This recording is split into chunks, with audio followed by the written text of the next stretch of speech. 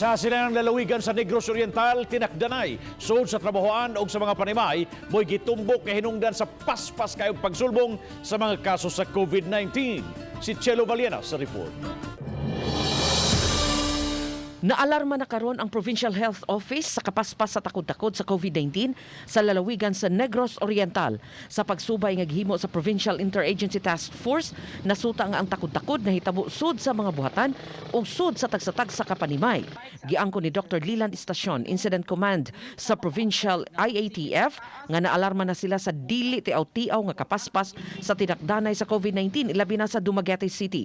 Matud ni Estacion nga sagad sa mga natakdan, why sulob-sulob og face mask sud sa opisina ug sa mga panimay.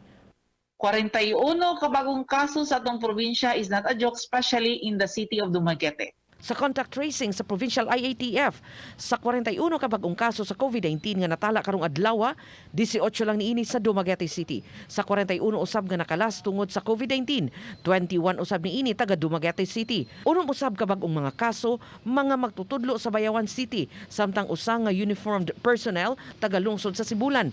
Sa kinatibukan, ni sumada na sa 1,416 ka COVID-19 sa lalawigan sa Negros Oriental. 381 niini Dumaguete City lang.